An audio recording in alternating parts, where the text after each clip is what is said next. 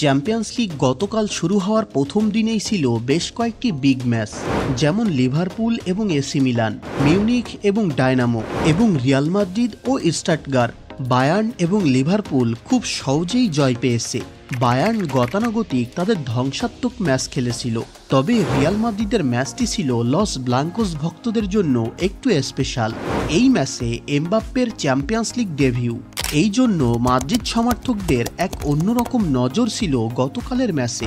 Real মাদ্রিদের এই match নিয়ে কথা বলতে গেলে বেশ কয়েকটি বিষয়ে কথা বলা যায়, যেমন তাদের অ্যাটাকের উন্নতি, মিডফিল্ডের সাথে অ্যাটাকের দারুণ কম্বিনেশন এবং ডিফেন্সের বেহাল দশা, এবং কেমন ছিল এমবাপ্পের পারফরমেন্স। চলুন এই সকল বিষয়ে বিস্তারিত জেনে নেওয়া যাক।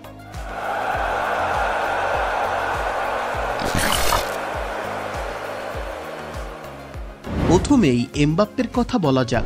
গতকাল চ্যাম্পিয়ন্স লিগ ডেবিউ ম্যাচেই এমবাপ্পে গোল করেছে। গোলটা ট্যাপ ইন হলেও সম্পূর্ণ ম্যাচে এমবাপ্পের একটা প্রভাব লক্ষ্য করা যায়। বিগত ম্যাচগুলোর চেয়ে গত রাতে এমবাপ্পেকে ভিন্নভাবেই দেখা যায়। পজিশনিংও দারুণভাবে মেইনটেইন করছিল। গোলের উদ্দেশ্যে টোটাল 7টা শট নিয়েছিল, তার মধ্যে 2টি ডিফেন্ডার ব্লক করলেও বাকি 5টি শটে গোলের সম্ভাবনা ছিল অনেক বেশি। তাকে বেশ ভালোই ড্রিবল করতে দেখা গেছে। মোটামুটি দলের সাথে অ্যাডাপ্ট করে নিয়েছে এমবাপ্পে। গতকাল এমবাপ্পে এবং ভিনি বারবার পজিশন সুইচ করছিল। অন্য ম্যাচে খুব একটা পারফেক্ট না হলেও গতকাল বেশ পারফেক্টলি সুইচ করছিল। মিডফিল্ডের সাথে কার্লো আনচেলত্তি ভালোই কানেকশন গড়ে তুলেছে। এটার একটা বড় কারণ অবশ্য জুড বেলিংহ্যাম ইনজুরি থেকে ফেরার পর এটা তার প্রথম ম্যাচ। জুড বেলিংহ্যামকে বেশিরভাগ সময় এমবাপ্পে সাপোর্টে দেখা গেছে এবং তারা দুইজন বেশ ভালোই স্পেস ক্রিয়েট করেছিল। বেলিংহ্যাম না থাকলে মাদ্রিদের এই বিষয়টা মিসিং থাকে।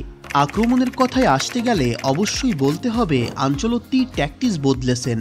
এর আগে এমবাপ্পে, ভিনিসিয়াস এবং রদ্রিগো সবাই লেফট সাইডে চলে আসতো। এবার রদ্রিগো সম্পূর্ণ রাইট উইংসে খেলেছিল। মিডফিল্ড কিংবা লেফট সাইডে তাকে আসতে দেখা যায়নি। এতে করে দুই পাশ থেকেই দারুণ অ্যাটাক বিল্ড হয়েছিল।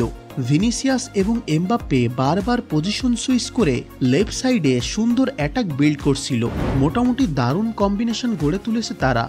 গতকাল আক্রমণে উন্নতি দেখলেও ডিফেন্সে একটু সমস্যা দেখা গেছিল। এটার কারণ আনচেলত্তি ডিফেন্সে একটা এক্সপেরিমেন্ট করেছিল। তিনি মিলিতাওকে গতকাল স্টার্টিং 11-এ খেলাননি। না খেলিয়ে তিনি কারভাহালকে সেন্টার ব্যাক এবং লুকাস ভাস্কেসকে রাইট ব্যাকে খেলিয়েছেন। এই এক্সপেরিমেন্টের জন্যই ডিফেন্স লাইনে একটু তালগোল পাকিয়ে যাচ্ছিল। কারভাহাল তার রাইট সাইডের স্বভাবের কারণে একটু এগিয়ে যাচ্ছিল, যার জন্যই অপোনেন্টের ফরওয়ার্ড বক্সে বারবার ঢুকে যাচ্ছিল। তবে করতোয়া কাল অতিমানবীয় পারফরমেন্স করেছে, না হলে মাদ্রিদের জয় পেতে বেশ সমস্যা হয়ে যেত। তো আপাতত ভিডিও এতটুকুই, কথা হবে পরের ভিডিওতে। চ্যানেলটি সাবস্ক্রাইব করে সাথে থাকেন।